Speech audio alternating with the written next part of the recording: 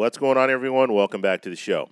So there are a lot of different theories, conspiracy theories out there right now when it comes to this Trump rally and the attempted assassination. And I'm going to show you this clip, and this is, I believe it was Barron's that put this out. And I think they're doing a really good job of actually covering this. And they're talking about some of the different conspiracy theories that are out there. And some of these conspiracy theories I've seen, and some of them I have not. Some of them are new to me.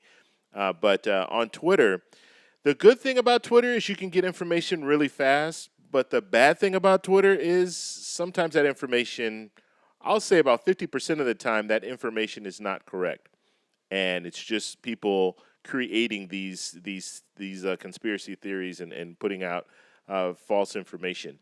So I'm going to show you guys this clip. And you guys will be the judge. You know, you can judge it for yourselves. Look at the different things that are out there. Now, I do have questions. I have so many questions when it comes to just how this whole thing was handled, and that's why I've been posting videos about it, because I'm not one to believe the conspiracy theories and all that, but I do have questions, and there are a lot of unanswered questions that are out there, and I think we need those answers. And so that's the main reason why I'm covering it. And so let me show you guys this clip first. But before I show the video, if you guys can do me a favor, just like the video and subscribe to the channel.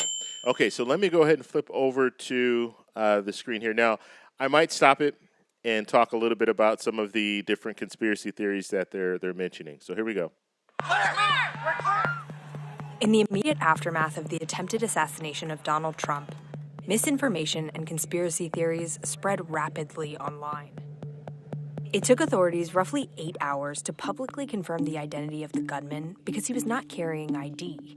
This allowed ample time for unfounded theories about the gunman's identity to spread widely. As reports of the shooter's name began to surface and the FBI confirmed his identity as Thomas Matthew Crooks, many on social media began posting a photo of someone they thought was the shooter. But this image was incorrect. The person who was actually in the photos responded on X, posing as the real shooter and mocking those who shared images of him. My name is Thomas Matthew Crooks. I hate Republicans. I hate Trump. And guess what? You got the wrong guy. Still, screenshots and... You know what's interesting? I saw this on Twitter, and, you know, I just kind of scrolled through it. I saw what he was saying, you know, heard what he was saying and everything, but I didn't really I didn't think it was him.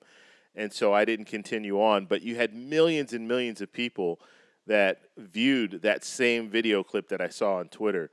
And so he's obviously not the person. But, yeah, it's crazy. It's crazy. He posted the video after this whole incident. So obviously it's not him. But people still believe that it was him. Edited clips of the video spread widely as though it were a message from the real shooter. Another widespread conspiracy theory shared by would-be internet sleuths claimed that a dark spot on Trump's chest in a photo was proof he had been shot in the chest and had been saved by a bulletproof vest. Photos of the same moment show there is no bullet hole in his jacket. Trump later released a statement saying he was shot in the ear.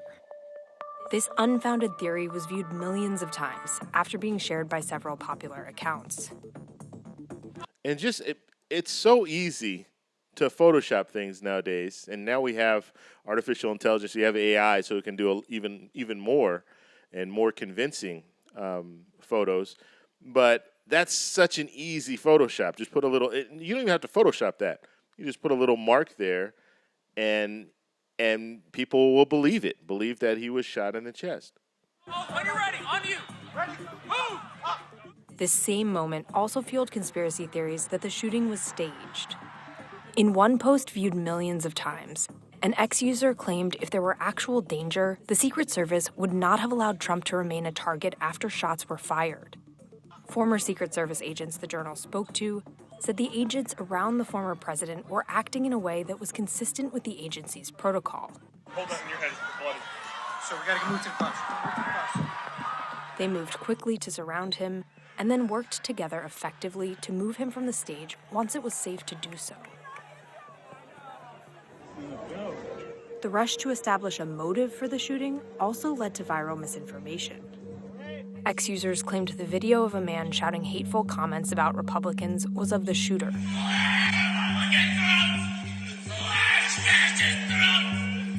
In reality, the video is of an Arizona State University student reacting to Trump's acquittal after his impeachment trial in 2020. Crooks was still in high school at the time in Pennsylvania. Thomas Crooks.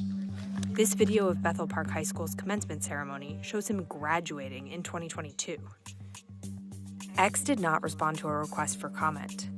Some of the original posts no longer appear on the platform, and others have been tagged with community notes from other X users correcting the posts. But misinformation continues to spread rapidly. So what do you guys think about that? Now, I've seen most of those posts, and even the one, I think I just saw that one earlier today, the one where that kid was yelling, the one that the Arizona State one. But, I mean, we're going to hear even more conspiracy theories out there. Now, like I said, there are so many questions that need to be answered. Even the situation where they're talking about, they think it was staged because Secret Service wouldn't have left him that exposed.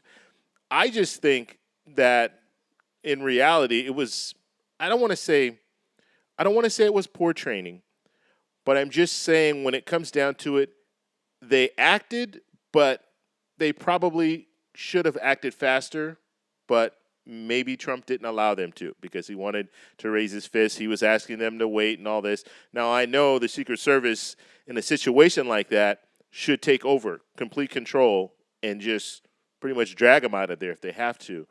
But I don't think that was something that was staged in that sense because he was exposed. I think it was just a situation where everything was moving so rapidly that they just had to, he's saying, wait, I want to put my shoe on and all this kind of stuff. And they were allowing him to kind of stall a little bit. And so I don't think that was staged, in my opinion. Now, there's some other conspiracy theories that are out there as well. And we just need to, I think at this point, we need to take a look at all the videos.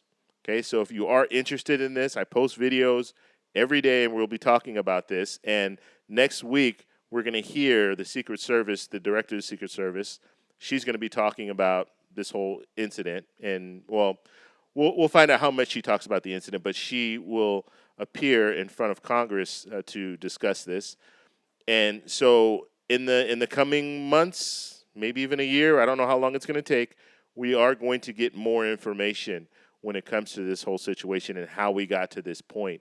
But yes, there are plenty of questions that I have, but I don't necessarily look into all these different conspiracies and think, yeah, you know what? I think that's right. Now, some of these theories can have some truth to them, but when we're looking at some of them, yes, they're just, if you can prove that it's wrong, then obviously it's a conspiracy theory because just like the first clip there where the kid, they mistaken him for another person. They do this all the time.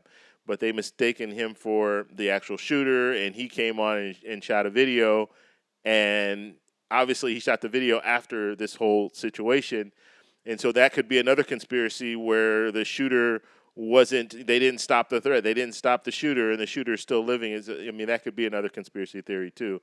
But we're going to hear more and more of this stuff, and as I stated in previous videos, I think this is a story that we definitely need to continue to follow. We don't want this to happen again. And hopefully we can all learn from this situation and move forward and tamp down the rhetoric. That's one thing that I think when it comes to politics, the political rhetoric right now is just at an all-time high. At the end of the day, we're all here, we're all Americans, we're all human, and we should be treated with respect. So I want to know what you guys think, so let me know in the comments below. If you like this video, please give me a thumbs up. Please subscribe for more, and I'll talk to you in the next one. Bye.